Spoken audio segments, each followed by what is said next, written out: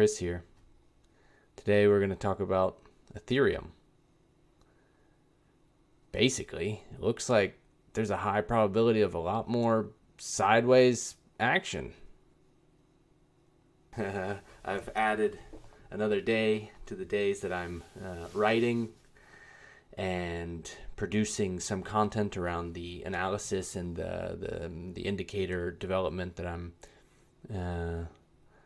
doing these days. I'm pretty much heads down way too many hours a day these days thinking about this, working on this stuff, but it's got me. So as of right now, I've put out one video yesterday, which, I mean, it's garbage, and this one's garbage, but I don't care, whatever. I'd better just put something out and then kind of iterate, because now I have experiences from yesterday already, and it's might as well get them early while there's not that many of you guys watching, just the patient ones. So yeah, let's get started. Okay, Ethereum. Some of this stuff I actually haven't looked at yet. Some of it I have. Let's just start with the regular. Get warmed up here a little bit. Total liquidations. We're on Ethereum already. What are we on? ETH. Yeah, let's go ahead and refresh, because sometimes this stuff is not up to date.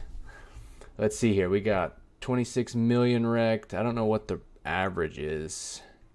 Here we go. We can look. We're doing pretty good. I mean, people are shorts are getting wrecked a little bit, but pretty consistently. They don't seem to, that range seems to be pretty tight compared to long. So, well, we see increases in price, and we see increases in, a little bit there. There's some increases coming in terms of open interest, which means, generally speaking, across exchanges, we have futures contracts that are available to purchase, and that means open interest, if I'm not mistaken, means there's a contract open, essentially. Yeah, it means that there's a contract open. Okay. So we check that out. I mean, it doesn't look like there's any major. It's a few percent. Oh, BitGet. What's going on down there? But that's a low volume. So let's see. Ethereum median spent output lifespan, MSOL. Median age in days of spent transaction outputs. Outputs with a lifespan of less than 1 hour are discarded. Interesting. I should have just read it from the beginning. It took way too long. We hit some known spots already a couple times. We got up there back as the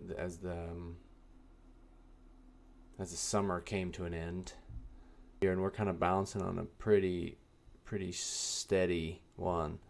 1, 2, 3, 4, 5, 6, 7, 8, 9, 10. It's like that's a lot over the past what is that, a year and a half, 2 years, 1 year, yeah. So it's essentially saying that this is a low point at which only young coins, or not only, but primarily young coins, are being spent, and that means people are still hodling. The longer term holders are not yet spending. Anyways. What else do we got? Futures open interest leverage ratio. Well, I never got that really to work in the way that I thought I would like it to. So anyways, let's look at some charts.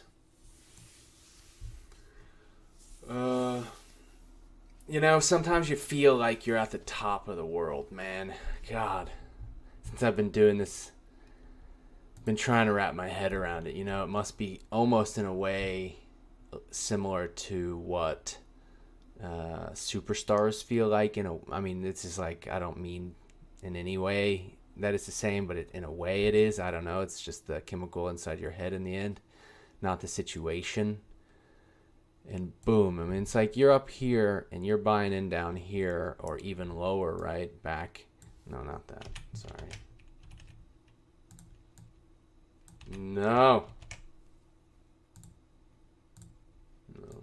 It's that. We're buying down here. You know, there's a bunch of spots. It goes down even further, right? If you're hodling for a year, 2, 3, 4, 5, you know, how many years it's been running right now. You're feeling good, you know? Even up here, you're feeling good. Nothing can stop you. Even if you bought down here and you made it up here on leverage, you're feeling good, right? But then, boom, we come crashing down. And this hurts. Yes, I know. It's unpleasant. That's a lot of percentages. You know what I mean?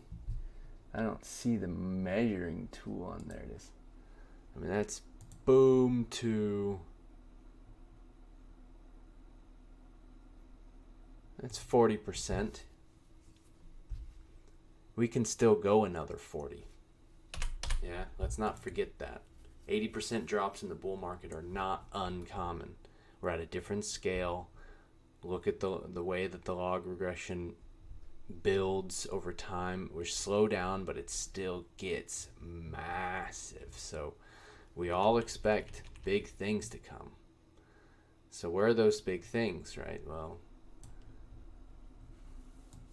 it doesn't even matter when you're getting liquidated down here, right? It's unpleasant. Don't get liquidated. You might have noticed that today, actually from kind of the beginning of my market day, even here in Central Europe, and it is, you know, midday right now. The U.S. market is about to open. New York's about to open in about 20 minutes. The movement is pretty bullish toward the upside. Green, I mean, for the most part. Let's see. Trading view. Let's see what we got here. Chart. I don't know which chart it's going to open, but let's see. All right, that's a decent one. Okay, so, I mean, that's CRO. We don't want CRO. We want... No, that's not what I want. Yes, I want Bitcoin. I want a Bitcoin. Yeah, so Bitcoin's up today to, let's say, 2.5, just to be optimistic. ETH 3.5, ADA 6.5, CRO 5.75. I mean, we're up. Luna's up 7, OMG's up 11, Gala's up 11, Effie's up 6, almost 7. Engine is up 7, Wax 2, Sol 4. I mean, MSTR is up as well. Finally, Jesus, $5.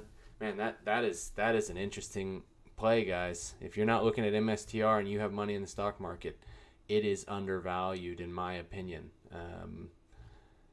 I don't know what else to say about that. Obviously, not financial advice. Like, really though, think about it. Just put it up against or share. Maybe I'll do that. I'll put a video up together, to get it out, the message. But if you think otherwise, please let me know. Anyways, yeah, Bitcoin's looking good. Looking like we need to get over this level we're at right now, though, and sustain it. Like, we need to keep at least over this level tomorrow. If we're not over this level tomorrow, we're probably going back down to touch 39. I mean, why wouldn't we, right? It's fail, you return, right? That's the way that the game works, essentially. I mean, it's possible we can, push up, but it feels like right now the momentum is to the downside. We can check. Let's see. We can check the Heikin Ashi. See what's going on over there. Okay, so we have, as I suspected yesterday, we have entered the bullish wave of the, the calculation that is done by Heike and Ashi. So if you want a good explanation that's up to date and recent, you can check out Ben Cohen's. Just type in Ben Cohen Hiking Ashi in YouTube, and you'll find actually where I was inspired to then just quickly throw this chart together, this indicator together. In fact, so wink and a tip of the hat to you, Ben. Thanks. Anyways, so Bitcoin, I mean, things are moving in the right direction, but Bitcoin does clearly have a little bit of resistance already just right in front of our eyes. Anyways, with Bitcoin, knowing where Bitcoin's at, oh, look at there. ETH is also facing the golden pocket, famous Fibonacci golden pocket. I mean, I don't know why this shit works. It just does. The fractals, people kind of make the future that they believe will happen. So, the power of thought is actually what's in play here, if you really think about it, or maybe if I'm not overthinking it, which is of course entirely possible. Anyways, that's not the most pleasant of places to come, except that it is the most pleasurable place. Because look, once you're past it, you're past it, right? You stay above it. Boom. It's like once you're not past it, you're not past it. Except okay. These guys pushed out a little bit, but that's been pretty good. So I mean, it's like So 1, 2, let's say, attempts, and it quickly went back under, right? So 2 attempts out of a lot of bars here. That since August 21, so months. 7, 8, 9 months. I don't know. I don't want to do the month calculations in my head, but it's a long time, and that's held the line. So we're basically, we need to decide here whether we're going up and then boom, and that's probably going to depend on, it's probably going to depend on what Bitcoin does here, right?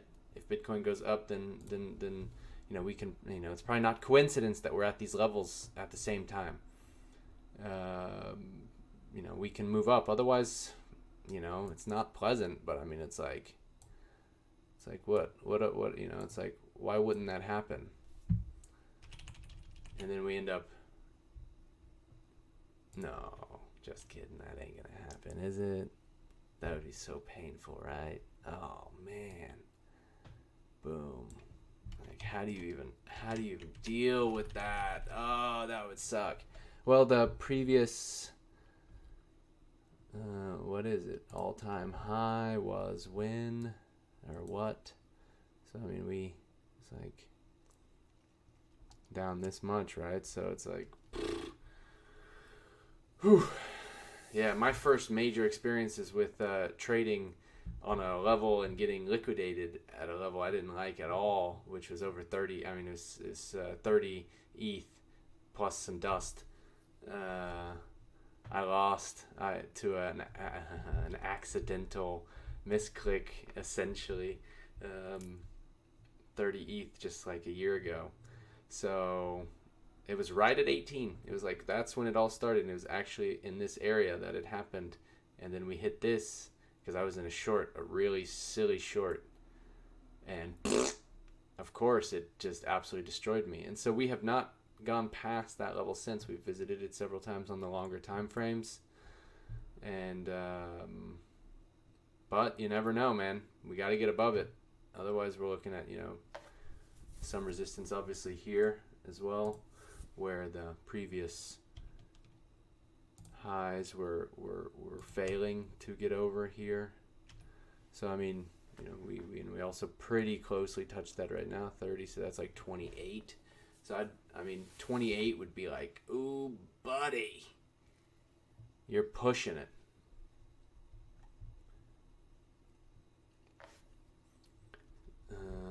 We also got some GAN fans. I love the GAN fans, man. They're again, it's just like fib oriented measuring. And there's this, up at the $6,000 level. If you put out this GAN fan, it just fits perfectly. I've hidden most of the other ones, but they fit perfectly, and you can, I mean, not perfectly, okay, obviously, but and we hit that bottom right there, and so in theory, I think we should be going back up to that 4K level, basically. I mean, ideally, if we get into this, we might move faster. If we continue in this, though, it's possible we do. You just got to look at it for perspective. You don't know what's going to happen. It doesn't even matter. It just could go like, and of course we look at it from that perspective too, because look, it could do that. It could hit here and then start falling and start using this as resistance, right? There are clearly lines in the sand, if you will, that people are building their trading models to, and so you can see them in the charts. I mean, that's what TA is essentially. I mean, it's data science. Typically, TA had been done using charts, the same way I'm doing now, in a much less sophisticated way, though. And now I'm, along with many others, using programming and computers and computer science and statistics and like, all right, well, the old versions use stats too, and so never mind. Let me not get beyond myself here. And anyways, and there's these. Anyways, this is an old. The Fibonacci levels have been around for a while in terms of noticing that pattern exists within the markets. But where am I going with all of this? Ethereum is looking to break right now, and it must, the 34 level that it's up against. The 34 level that it's up against right now, because it needs to get through that golden pocket, and then the next level is going to be about that 35, 36, when it will need, it'll hit resistance, pretty clear resistance. Ideally, it's up above 36, and it would even have two like levels of resistance here. It'd have this blue line here and this on the downside. I mean, it'd even be cooler if it just went straight up to like 38. Boom, and we had like an engulfing candle, right? Okay, well, we can dream. It does sound nice. But, I want to look at one more thing before we go. There is this pattern right here, this pattern that we see coming from here. It's like, boom. Okay, we slow down a little bit. Boom. 1, 2, 3, boom, and then we start the trail up. Yeah, we see that. Look, damn it, I keep forgetting how to do this. Okay, we see it many other times. We see it once, twice, and then I actually need to go to higher time frames because I want the if you look at this little drop off here, it's very similar to the last drop off we just experienced, and it's like 1, 2, 3, and we start moving up, and then what? That's where that's the question right now. Then what? That's kind of where we would be at, and you can see what happens here. We go back in touch. What it means is that in this whole area here, actually this whole area here, because it's going to happen again here, this is the market makers getting their fill before they continue on whichever direction they want. And in fact, they got it even a bit better up here. it did get out of their hands a little bit, I guess. I would think so. Or they let it so that they can get better pricing because they saw that the liquidity was there. And then they brought it down. You can't not see that. And so it's like, boom. And then you go into this little reversal, boom, boom, boom, moving. And so it's like, what's interesting is, I'll just come back to the original chart, yeah? Or part of the chart, which is the beginning of, so here we are, back at the beginning of Ethereum perpetual, January 12th. Market's just about to open in the US. And we were just looking at this like, okay, you see how, I mean, it drops, just like the one we were just looking at. Drops, 2, 3, 4, goes up. It starts moving. So, well, on that side, what it did was went up a bit more, right? And then ended up retouching those same original levels and then going down eventually, right? So let's just be aware. That's all I can say.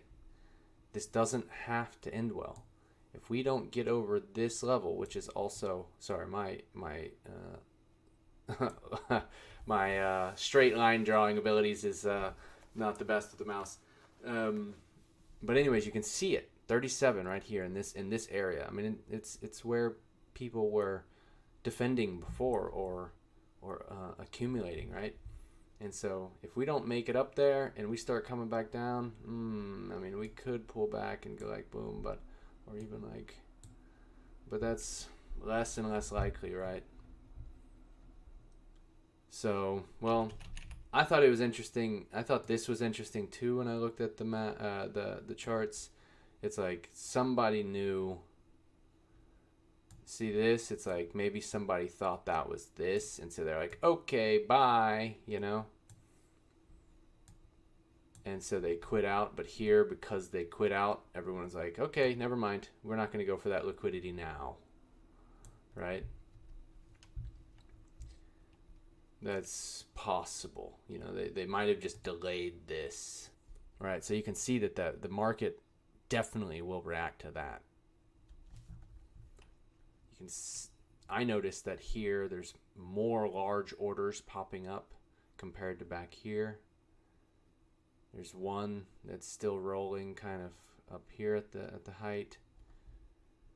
I mean, it's pretty clear all the way back through to 38. There's not much. There's nothing holding us back except Bitcoin. But as I said yesterday as well, Bitcoin, Haikinashi, is also now moving into the green. And if we look at things for what they are, they generally mean wee. Thanks, guys. I'm going to call this a night. Have a good one. Watch your levels. ETH is going to be needing to get above 3,400. If we do, we're going to ride it up a bit, but we will come back to test the range that we're in now, like the $34, $35, $100 an ETH amount. You know, we still need to gain before we can feel comfortably above some key levels. So just keep an eye on it. Cheers.